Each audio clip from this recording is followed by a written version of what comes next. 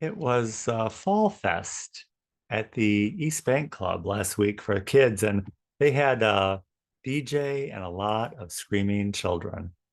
Having a conversation was challenging. Someone I was talking to said, I think I'm going deaf because I can't hear anything you're saying. I said, no, you're not going deaf. It's just a lot of ambient noise. Deepak Chopra says we have our waking selves, our sleeping selves, and our dream state. And beyond that, the formless void.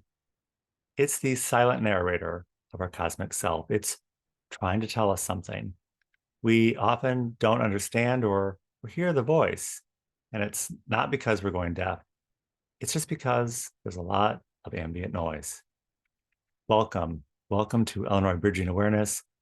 I'm Stanley Smith at Illinois Bridging Awareness. It does sometimes seem like we're living in a formless void right here in Illinois.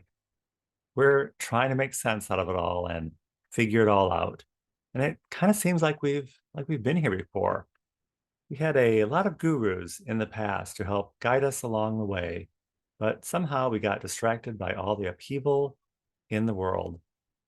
In the past few weeks, we revisited some of the gurus of our past, including Jose Silva, Eckhart Tolle, Joseph Campbell, Stephen Covey, and Deepak Chopra. Last week, Deepak Chopra told us about our waking, dreaming, and sleeping selves, and that we can orchestrate our journey through cosmic time by waking up in our sleeping life and seeing what the dream is of our waking life. From the standpoint of history, it does kind of seem like we've been here before. In the life of the world, many upheavals and turmoils, it's all been a journey coming to terms with the aftermath by searching, learning, and growing. None of us think we're out of the woods yet, but part of coping, succeeding, and conquering this challenging time in history is by overcoming it instead of fighting it. The history of the Bible and the history of the world bear this out. Also in literature and arts, many truths lie in these areas of art and literature because they're inevitable. And this is one of the hallmarks of a religious experience. This week, we'll look at the work of William James, who was the brother of author Henry James. William James was something of a theologian and psychologist.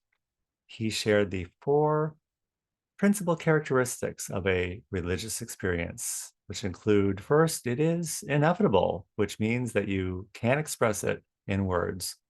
Second, that it's noetic, which means it is knowable. We can grasp it intellectually. Third, that it's transient, which means that it's short lived. And lastly, that it's passive, which means that it's out of our control. I think we all feel like we have the out of control part all figured out. William James is also well known for his work titled The Varieties of Religious Experiences, which includes over 20 topics, including the healthy mind and the sick soul, the divided self, conversion, and mysticism, and relying on the unseen as a signal. In our Signal, text, and Telegram channels, we cover a lot of topics. It sometimes seems kind of discombobulated, but there is no one right path. There are many paths. Even a cursory review of thought, study, and attention of those who came before us shows that many of these people had the same thoughts and feelings we have today. Last week, I referred to a book by Catherine Neville called The Eight. It's a novel about an ancient chess set divided and scattered because of its mystical properties. It's a quest to reunite all 32 pieces of the chess set and unlock its secret power.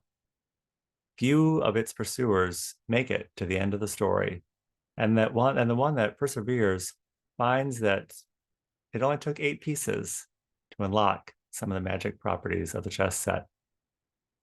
We don't need to gather all the pieces. All we need to do is stand up and show and counter what is going on in the world. We don't need to fight this entire battle on our own in this lifetime. Eric Metex says, we're here to stand up against evil, but not fight back, because evil will know there's someone greater standing behind us. Yes, there is a lot of ambient noise, and we are missing a lot of the pieces, but love is entering in. It's the best kind of coping that we can do right now, and we can do that together.